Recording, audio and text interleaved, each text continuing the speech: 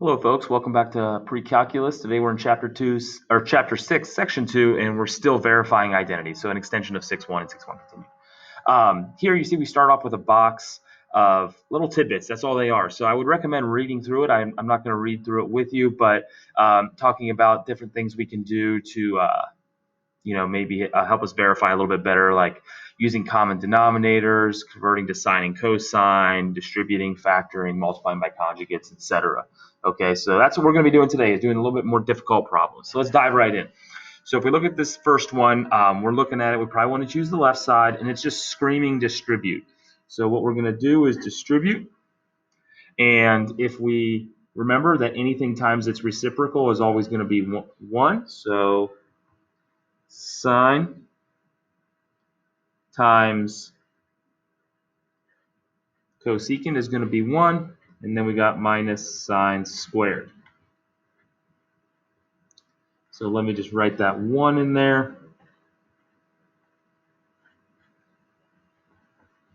And now we see that we've got 1s and squareds. You should be recognizing that that is a Pythagorean identity. Using our first Pythagorean identity, 1 minus sine squared is the same as cosine squared. And we are finished.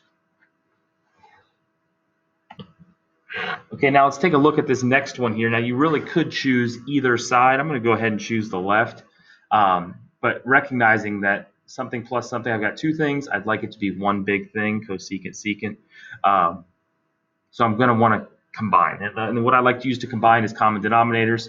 So first I'm going to have to rewrite these as fractions. So cotangent is cosine over sine, and tangent is sine over cosine.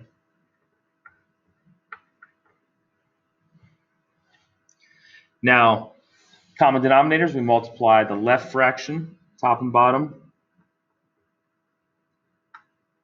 by the denominator of the right. And we multiply the right fraction, top and bottom, by the denominator of the left. So if we take a look at it, we get cosine times cosine is cosine squared. All of this is going to end up being over cosine sine. Let's get everything written out here.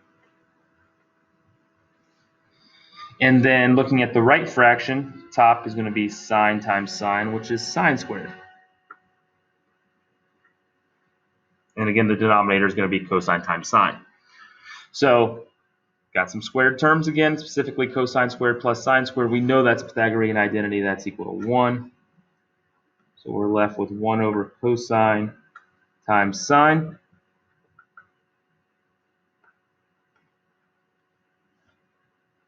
One over cosine is secant. 1 over sine is cosecant. And we're finished.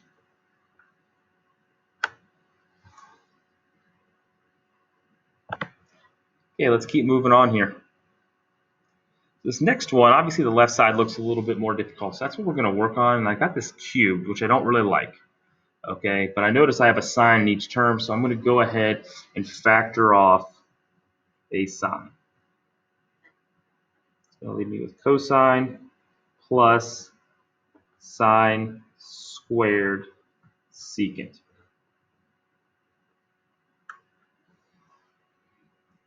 Always keeping in mind that we're trying to get it down to tangent squared, or just tangent. Okay, so looking at this, sine squared times secant. Well, secant's 1 over cosine. So this term is really just sine squared over cosine.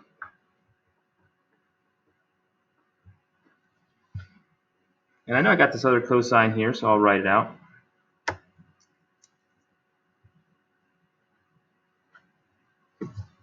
And don't forget your sign on the outside. Okay, so now looking on the inside of my parentheses here, we know we want everything to be condensed down to be one thing. So we're looking at common denominators again. Clearly the common denominator here is cosine. So really quickly, if you kind of watch this little trick I'm going to do, I'm going to make this cosine have a denominator of cosine by making the top squared and the bottom cosine. Now you should be seeing something really nice here. I've got common denominators, and my top is going to be cosine squared plus sine squared, which we know is equal to 1 by Pythagorean identity. So the inside of my parentheses is just 1 over cosine. Sine times 1 over cosine is sine over cosine, which we know is a ratio identity tangent. And we're done. Okay, let's keep moving on here and take a look at this next one here. So obviously we want to be working on the left side, and we're going to employ a new strategy here. So there's nothing that cancels out, nothing that's really jumping off the page just yet. So what we're going to do is we're going to go ahead and multiply by a conjugate. So I'm going to go ahead and multiply the top and bottom by the conjugate of the top. So secant x plus 1. Okay, that's what that says. Secant x plus 1 going to the top and bottom. So what that's going to give us is on top, when you multiply, or secant beta, whatever. When you multiply conjugates, you get difference of squares. So that's going to give us secant squared minus 1. And if you FOIL out the bottom, you're going to get 1 times secant, which is secant. And you're going to get 1 times 1, which is 1. Negative cosine times secant is negative 1. And then negative cosine times 1 is negative cosine. Now, we know that secant squared minus 1 is tan squared. And if we look at our denominator here, the plus 1, minus 1, those cancel out. And we're left with secant minus cosine. Well, recall, I'm going to write it right here, secant minus cosine. Recall that secant is 1 over cosine. And in order to combine these so we can do a little division, we got to have common denominators. So I'm going to turn this cosine into cosine squared over cosine so that we have common denominators. Now 1 minus cosine squared we know is sine squared. So really what we have is tangent squared over sine squared over cosine. Now it's getting to be a little bit easier. So sorry for converting betas to x's, but it's all the same. So now to divide these two fractions, let's keep the top one the same. So I'm going to write it as sine squared over cosine squared times cosine over sine squared. Now you can see right away the sine squareds are going to cancel. The cosine on top is going to cancel out with one of the cosines on the bottom. We're left with 1 over cosine equals secant, and by definition 1 over cosine is secant. So we're done. Okay, let's keep moving on here. 4 more examples. So looking at this first one over here, we got 2 things. We're trying to make it into one big small thing. So we know we're going to have to combine these. We're going to have to do some common denominating again. So we're going to multiply this right fraction by cosine over cosine, and this left fraction by 1 plus sine over 1 plus sine. Okay, now when we multiply 1 plus sine times 1 plus sine, we're going to get 1 plus 2 sine plus sine squared. all of this is going to end up being over cosine times 1 plus sine. And then with our right fraction, really easy, cosine times cosine is cosine squared.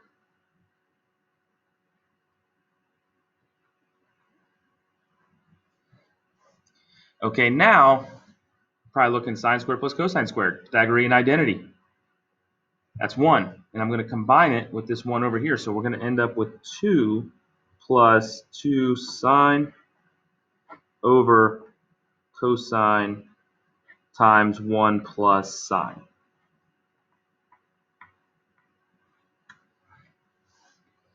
Now we're looking really close here. We got some 2's jumping out at us and everything, which is good. Okay, but we got 2 of them on top. And if I take that 2 and I factor it out, 2, I get 1 plus sine on top over cosine times 1 plus sine. Kind of looking into the future there. And we can go ahead and cancel these off. Leaves us with 2 over cosine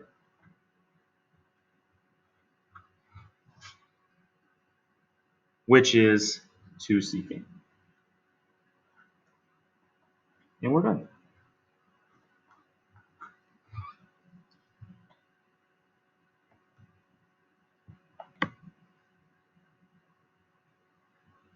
Okay, let's keep moving here. So again, left side's a little more difficult. We got 2 things that we're trying to add together to equal the number 1, so we better figure out a way to smash these 2 together. We're looking at common denominators again. So let's multiply this right fraction by the left denominator, sine plus 1 over sine plus 1. And the left fraction is going to be multiplied by cosecant plus 1 over cosecant plus 1. So we're going to end up with cosecant plus 1 plus sine plus 1 all over our denominator, which is going to end up being sine of x plus 1 times cosecant of x plus 1. So let's just go ahead and FOIL that out and see what we get. Okay, so cosecant times sine is 1. Cosecant times 1 is cosecant. 1 times sine is sine. And 1 times 1 is 1. And if we look, even though it's a little bit in a different order, addition is commutative. So we can see that the whole top, cosecant plus 1 plus sine plus 1, is the same as cosecant plus 1 plus sine plus 1 is what we have on the bottom. So the whole thing's cancel because they're all the same. 1 is equal to 1, and we're done.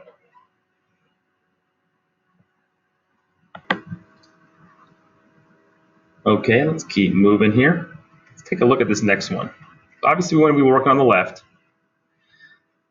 And one thing that's jumping out to me is I've got a 1 minus sine. I'd love if I could have 1 minus sine squared. So if we can multiply by the conjugate, so 1 plus sine on the top and bottom, that's going to give us 1 minus sine squared on the bottom. Okay, and actually I'm just going to go ahead and leave it as 1 plus, I'm not even going to distribute.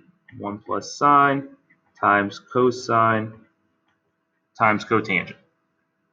And we know 1 minus sine squared is cosine squared. So we've got 1 plus sine times cosine times cotangent all over cosine squared. We still have a minus 1 equals cosecant. And we're ultimately going to be trying to whittle this down, combine them, see what we get. So if we look, this cosine can go away with this power right here. Cancel out. It's all multiplication. And we're left with cotangent times 1 plus sine on top over cosine. So I'm going to leave the cosine in the denominator and talk you guys through the top here.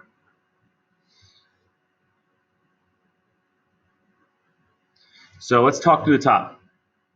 Cotangent times 1. Obviously, cotangent. Now, cotangent times sine. Well, recall that cotangent is cosine over sine.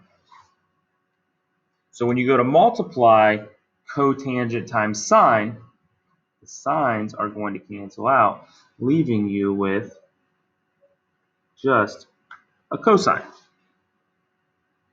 Now, we look at this and we're like, okay, we still have two things. We have this thing minus 1. We want it to equal one thing, cosecant. So the number 1 is what's hanging us up. In order to combine these, we need common denominators. So let's do a little magic here, and let's change our minus 1 into minus cosine over cosine, which is the number 1. Now we have common denominators, and we see we have cotangent plus cosine minus cosine, so those are going to be gone. And we're going to be left with cotangent over cosine is somehow equal to cosecant, which is much more doable, much more pleasant to look at. So recall, again, that cotangent is cosine over sine. So to divide these fractions, cosine over sine, change it to multiplication, flip the bottom. Notice that the cosines are canceling out. We're left with 1 over sine, which is cosecant. And I'll write my last line out here. And we're done. Okay, let's dive right into this last one now. Okay, now we're looking at this as secant x plus tan x over secant x minus tan x. Kind of funky, and it's got to somehow simplify to secant plus tan squared. So I know I want another secant plus tan, and I want it on top because I want it to be, this right side is over 1. So let's go ahead and just do it. Let's just do it. So let's multiply the top by secant x plus tan x. Remember, whatever you do to the top, you got to do to the bottom. So we're multiplying the bottom by secant x plus tan x, which happens to also be the conjugate, the binomial conjugate of the denominator. It's awesome. So the top we can just leave as secant x plus tan x quantity squared. And on the bottom, recall that when you multiply binomial conjugates, you get difference of squareds. We're going to get secant squared minus tan squared. And then we still have our right side.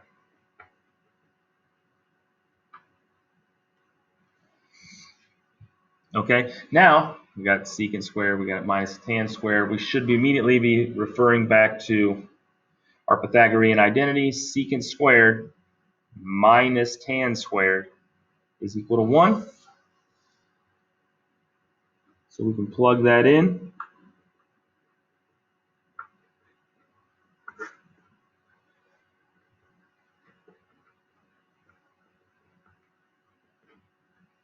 And you're done. Because anything over 1 is just itself. So a lot more difficult today, guys. I look forward to helping you guys in class. And make sure you bring plenty of good questions. I'll see you soon.